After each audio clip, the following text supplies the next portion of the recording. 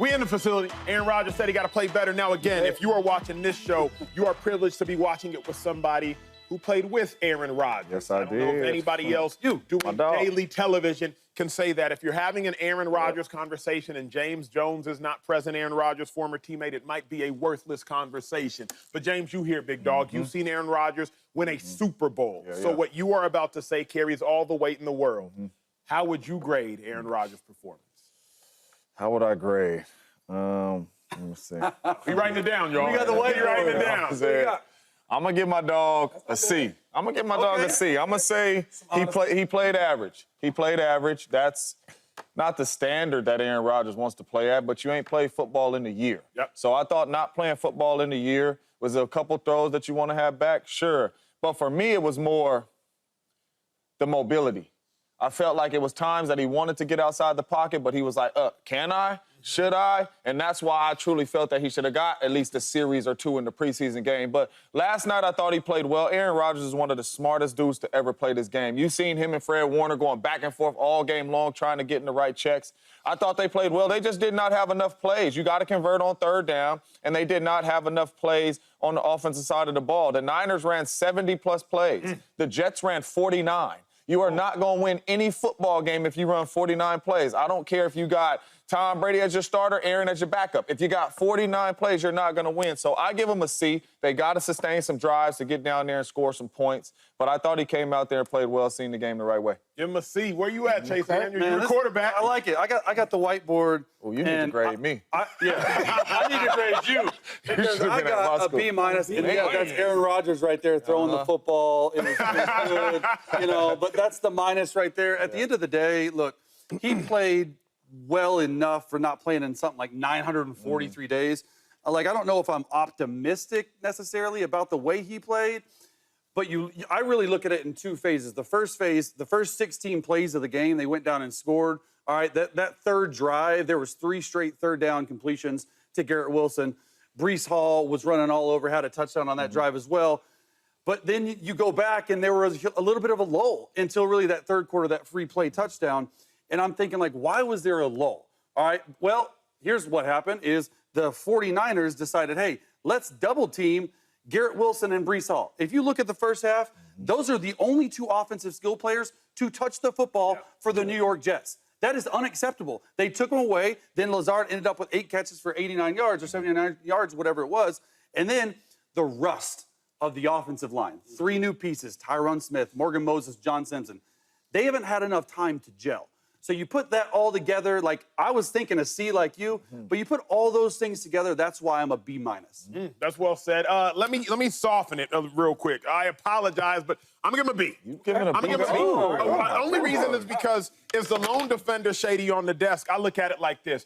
I'm embarrassed for the Jets defense. It's hard for me to look past the Jets defense to Aaron Rodgers. Shady McCoy, he knows he's a running back. Eagles all-time leading rusher, so he gets what I'm about to say more than anybody. In the first 3 quarters, the Niners had 21 first downs.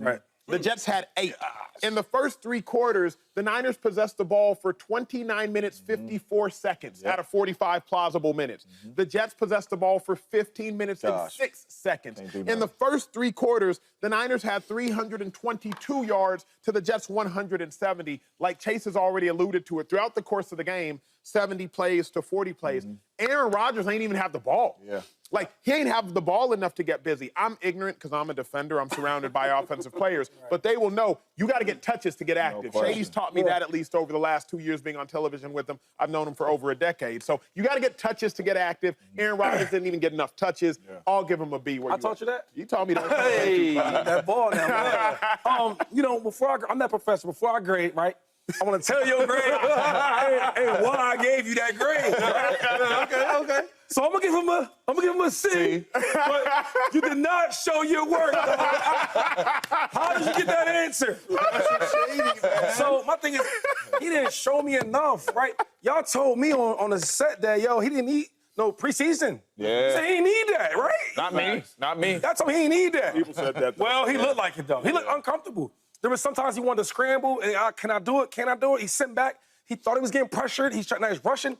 He didn't really look comfortable, though. There's certain plays where Aaron Rodgers, I know him from watching, he would get that ball out, right? Move to the right, move to the left. He didn't show me that. And you talk about the time of possession. Well, look, dog, you the quarterback. Yeah. Yo, move this ball. If you look at all his 8 drives, right? He had 2 turnovers, 3 and outs, 1 turnover on down, and only 2 scores. So when you talk about Aaron Rodgers giving him a grade, an A or B, C, now we're all passing because he didn't pass. But he needed to show me more. I think the thing with Aaron Rodgers is that when you brought him to the Jets, he's supposed to be that missing piece. Yeah. Well, I mean, it's the first game, so I'm not going to just panic yet. But I need to see more from Aaron Rodgers. And not only that, though, even watching the game, and I was with you on the preseason. The other man, half you of the can see world, it. half of the world might have, but I said he should play in preseason. And the main reason why, I was watching the game early. And Aaron Rodgers would give a signal, and all the wide receivers would get a signal back to him. Where we do that at? What you mean? Elaborate. I'm confused, Jay. Ain't that what you're supposed to do? When I played with Aaron Rodgers, right? The play, yes, sir, I got it. The play is over. Your eyes go right back to Aaron Rodgers. He go, I don't go back to him. I see the signal. Okay, I got curl. You know what I'm saying? And then at the snap of the ball, if he getting into something else, hey, 54 to Mike, 54 to Mike. Hey, boom, I'm good. I'm not going back to him every single play, every time he's signaling up. But that's because of preseason. Now you're in live bullets, and you're looking at Aaron Rodgers like, this what I do, huh? Nah, bro, you know what you're doing. You don't got to signal it back to him. And I was like, that is the rust. A series or 2 in preseason would have helped with that rust. And I was like, come on, you don't signal back to the quarterback. You made such a good point in our pregame meeting when we were talking about it. And you said, and I didn't even think about it this way, you said, hey, man, Chase, he looked like a shell of himself sort of in the pocket, like he wants to get out. But is it age? Is it the Achilles? Is it not trusting it? And I thought that was such a good point because if you look about it, and you can talk more than anything about Aaron Rodgers, you look at his film in his good days, bro, he was moving around the pocket. He was extending plays. That's when Aaron Rodgers is at his best. And I said, he's not a pocket passer per se because when stuff breaks down, that's when he's in his best. And he was throwing on time. So talk a little bit more about that, about your experience with Aaron, because I thought that was fascinating what you told us. Yeah, early in Aaron Rodgers' career, right when he took over for Brett Favre, he was in the pocket, right? Ball coming out of his hands fast. When he started taking off and he started knowing exactly what defenses were doing to him, Aaron Rodgers became the Aaron Rodgers we know, getting outside the pocket, making those special throws. Last night I was watching him. He wanted to spin out a couple times and get outside the pocket, but I don't truly believe he trusted his Achilles. And when you, in practice, you can do that at 50% and get outside the pocket. They're not blowing the whistle. But live bullets, when Bosa's coming after you and Fred Warner coming after you, do you trust it? And I've seen that from Aaron Rodgers. And to be honest with you, Aaron Rodgers is a solid pocket passer. But Aaron Rodgers wants to get outside this pocket to win games outside this pocket and make some throws. And I didn't see him being confident in that Achilles yesterday. On one of the first long drives they did have, right? He was in the pocket. And he showed that some of the Aaron Rodgers flash. No question. Right? Yeah. Ball in the basket, boom, right? Even some of the back shoulders. Back shoulder to Garrett Wilson. My thing is, I'm used to seeing that. I didn't see none of that. I didn't see the back shoulder passes that we make Aaron Rodgers. A lot of it, right? yeah. Where before when we had him as the GOAT of the GOATs, that was one of the reasons why. So I get it. Getting outside the pocket is one of his specialties, but we don't need to be special there, though. Yeah. Didn't Aaron Rodgers go 2-5? Because to me, I saw about 3 plays that looked like Aaron Rodgers. You know what I mean? Like, he hit Garrett Wilson in tight coverage. He hit Lazard, was it on a free ball? And then he hit on the left side. On the left side. Yeah, that was a great And then he hit somebody else on a free ball, on the go ball. Yeah, and I'm sitting there, I was like, those were 3 plays that I was like, you know what? Zach Wilson not doing that. Yeah. Joe Flacco of 2 years ago not doing that. Mike White not doing that. I would suggest 3-4 quarterbacks in the NFL are doing that. So that's why I gave him a B. Not because, like, I agree with Shady, Chase, and James. It was not an astounding and impressive Aaron Rodgers performance. But Chase, I saw a few plays. Those plays you're talking about was exactly what James and I were talking about. He was in the pocket, he threw on time and in rhythm, and that was great. There was none of the splash plays outside of that. So you take 3 plays out of 50, that's not enough. That's not Aaron Rodgers. You know what I mean? So that's why I brought it up with James, because it is important for people to understand this isn't the Aaron Rodgers. I don't believe you're going to see all of a sudden in week 3 or week 4 him just escaping the pocket like he used to. It's got to be a new way to play the game for Aaron Rodgers. So he's got to have more of that timing. And with that timing comes protection from the offensive line. But what I will say, too, though, they got to let the boy go now. Who's that? Aaron Rodgers. They got to let him go. I understand this was the first game off the Achilles. Hey, let's play it safe. Let's try to run the air out of this ball. But once you see the Niners, like, no, that ain't going down today. Get this ball. Because that's how the game started. This ain't going down today from play one. The Niners said, y'all not finna tote this rock. You got to get the ball in the Aaron Rodgers. Even if it's quick game, get the ball in Aaron Rodgers' hands. Let Aaron Rodgers do Aaron Rodgers things. That's why you got a head coaching job. You know, so they going to have to put the ball in Aaron Rodgers' hands. I know you want to run the ball, but games like that, let him go. Well, speaking of the Niners, y'all know it's bang bang from your boy on this set. I believe that the Niners. Oh, come on, Shady. Come on, Shady. You like the Niners? Come on, Shady. You want a surprise? After winning it, I was not surprised. I wasn't. But I do believe the Niners put the league on notice. Ain't this what you've been waiting for? And I was ready. I believe the Niners put the league on notice. For context, the Niners won their regular season games last year by an average of 19.1 points. Last night, before Tyrod Taylor went in the game, the Niners were up 32-13. Y'all do the math. That's 19 points. The Niners did to the Jets what they did to everybody last year, simply reminding the world the Chiefs still dogs, we dogs too. After watching all of football throughout the course of the weekend, the two best teams in football, it was pretty objectively clear, were the Chiefs and the Niners. So I do believe that if you were asleep, and you thought Trent was asleep, and you thought Ayuk was asleep, and you thought McCaffrey was asleep, if you were asleep, you're awake now. I believe the Niners put the Wait. How, though? Like, this ain't a secret. They do that every year. They bully everybody, right? Run the ball, you know what I mean? Kyle Shanahan, all these nice plays. You got Debo bullying everybody. They do it every year. So I'm not shocked. There's no statement there, right? Because there's one big dog out there, right? Because there's a lot of dogs now, right? Glad they got them out there. We got the German Shepherds, but then you do got them pit bulls. And you do got them Rottweilers. So I will say that the Niners are like they German Shepherd, right? You know? But them Chiefs? Of course. So lead them out this conversation. Lead them out this conversation. That's disrespectful, but let me ask you something. What we know Yes, it is. Yes, it is. What we know about the pit bulls? Look, what we know about the Niners, though, is this. They usually start slow, even when they finish fast. Remember, they've been to 3 straight NFC Championship games. One year they started 3-5.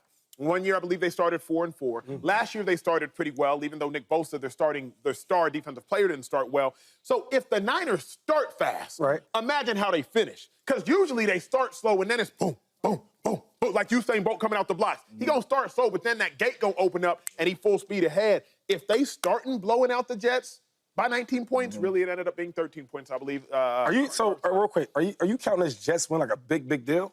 Not beating the Jets.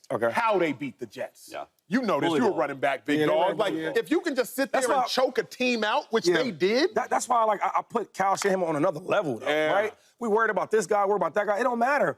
I said this on Twitter, and everybody thought it was crazy, right? Chris McCaffrey is the best running back in football, for sure. But before he had him, they were running the ball really good, right? With journeymen, with 7th-round draft picks, all type of dudes, right? Undrafted dudes, so they always ran the ball well. I was talking to Frank Gore, and by the way, he just got into the Niners Hall of Fame at the game anyway, but we were talking before the game, and I was like, yo, how do you think the back was going to do? He said, come on, Shady. It's Kyle Shanahan. The best offensive line, right? And they going, or not offensive line, but the offensive line, like, scheme-wise, right? You watch all the different things they was doing with Debo, motion, and everything they was doing. So I just feel like when we talk about this Niners win, yes, it was a great win, but a statement against the Jets, they are still the Jets. I think it was that straight. I think it was a statement, though, a little bit for one reason, and that is because the Trent Williams contract saga, the Brandon Ayuk contract saga, CMC is out. All right, all these distractions that could possibly hinder the game in your game plan and how your team feels it, none of that mattered. And so I got to give it to Kyle Shanahan. Not only is he an offensive genius, like borderline the best in what we've seen in a long time, right, with shifts, motions, other than Andy Reid. Come on now, I got you. But like Kyle Shanahan does a little different than Andy Reid. Andy Reid, you know, he runs the same 12 to 15 plays, just different formations, right? With Kyle Shanahan, it's something new every week. It's a different shift. It's a different formation. It's a different motion. It's inside zone. It's outside zone. Let's go tempo. Let's pull it back. Let's go under center, 7-step drop. It is all across the board. So those players have to be extremely smart to run that scheme. And then at the end of the day, guys, it comes down to the quarterback. I thought Brock Purdy played a lot better than what the numbers suggest. He was borderline, like, really good at times. Like, he was efficient at first. He got going into the game. You see right here, this 15, Juwan Jennings right here. He is the best number 3 in all of football. So when you take Debo, when you take Trent Williams, Brandon Ayuk, CMC, George Kittle, we didn't even talk about George Kittle. You have to. There's going to be a game in October where him and Juice put up 200 yards combined. Yeah. And we're not even talking about, so yes, they have the scheme and they have the players. I just think from a distraction standpoint, because that's all we talked about all offseason. Yeah, that's a good point. They did say, hey, we can put that behind us and we can go win a football game. Hey, who's Juice? Juice check. Fullback. Juice check. We giving fullbacks nicknames? He got a nickname. Wow. When you're making $4 million the past years and you're the top, and you get it's like 4 of them in the league. He got it. If Danny Dimes got a nickname, Juice got a nickname. He wanted him once. He's pretty good. I'm really surprised by y'all's answer though. Okay. Like this Niners football, dog. Right. This Niners, they run the football and they play action pass on third down. And Kyle Shanahan is always, every game Kyle Shanahan coaches in, we're going to choose 5 plays to where we saying he's a genius. Yes, sir. Look at the way he dialed that up. That's what we're going to be saying. That's Niners football, right? They came out, they ran the football every single down with an undrafted guy. Jets' throat. Yeah. When I was watching the game, I said Hassan Reddick should be thanking Kyle Shanahan. Yep. They got to get him in the building. That's good. Yep. Like, the Jets do not like to bring pressure. They like to rush 4, and they like to drop 7, and then they can stop the run with their front 4. Hassan Reddick not there. The Jets got bullied. But that's Niners football. Yep. Jets, if you want to compete with these dudes, the Niners, if you're trying to get to where you got to go, you got to get Hassan Reddick in the building. But, man, I'm not surprised. They didn't put the league on notice. This is Kyle Shanahan. What about this, though, Jay? I'm thinking about it. You have a undrafted player at running back because the offensive player of the year didn't play. Mm-hmm. You have a 7th-round pick at quarterback in Brock Purdy. Mm-hmm. Trent Williams didn't play all training camp. He wasn't even in the building. He don't need to. Brandon Ayuk played a C-minus game. He was rusty. All things considered. And you still went out there and dominated that game. That's why I say 2-5. They made a statement, not because I didn't think they'd win. Of course they were going to win. You should have won. You in the Bay. But you made a statement not because of what you did, because of how you did. Well, it's both sides, though, because even we talk about not being together, right? And they've been together for a long period of time. But look at the Jets. I mean, I didn't see no hustle. I didn't see no attitude. I didn't see no dog. I didn't see no dudes on defense like, yo, okay, where's Quinn Williams? I didn't see him. And I know how good he really is. So when we talk about the whole picture, even on the other side with the Niners, they've been together for so long. So even if I haven't played with you in preseason, I've been playing with you, you know. And then another thing, they have a deep runs. Yeah. They go from the regular season all the way to the NFC Championship game. Okay, regular season all the way to the Super Bowl. So when you talk about gelling and knowing each other, they know each other. Can I make a point? Because Shady makes a great point. And oftentimes we forget the humanity of players in the sense that Kyle Shanahan took the dog out of the Jets defense. He took the dog out of the Jets defense. Colvin, get ready to cue it up because Kyle Shanahan, what he did, he took the dog out of the Jets defense by making deposits early so he could withdraw late. I want y'all to look at this man. This man is Ashton Davis. He's 6'1", 205 pounds. He's a nickelback. What else I want y'all to look at is the formation. You're going to see 2 fullbacks. This is the first quarter, 37 seconds left in the game, 37 seconds left in the first quarter. Pay attention to every detail I'm going to tell you. Watch this play and watch Ashton Davis. Once again, Ashton Davis, I told y'all, is 6'1", 205. He's being blocked right now by Trent Williams. Watch how the play ends for Ashton Davis. Okay, boom. The play ends for Ashton Davis. He's on the ground. He's on his back. Let me make the picture a little bit bigger for y'all. He's on the ground. That's the first quarter, 37 seconds left. He made a deposit early, Kyle Shanahan, still down, so he could make a withdrawal late. Now, again, he took the dog out of the Jets because right now I wanted to see y'all again. This is Ashton Davis, 6'1", 205. What's this picture? It's now the third quarter, 9 minutes, 47 seconds left. That's the same 2 fullback set. If you're Ashton Davis, last time you went up there and you got thrown to the ground by Trent Williams. So this time, you ready. You ready. But here's the problem, y'all.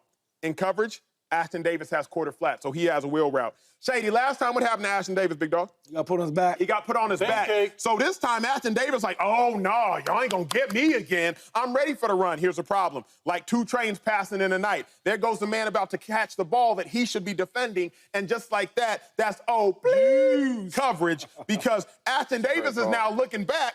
And the dude he's supposed to be guarding about to go catch what would nearly be a touchdown. Kyle Shanahan took the dog out of the Jets because you set it up early in the first quarter with 37 seconds with 1 look. Then you come back in the third quarter with 9 minutes, 47 seconds with a similar look. And now you got a dude who was on his back giving up touchdowns. You can bring it to the whole shot.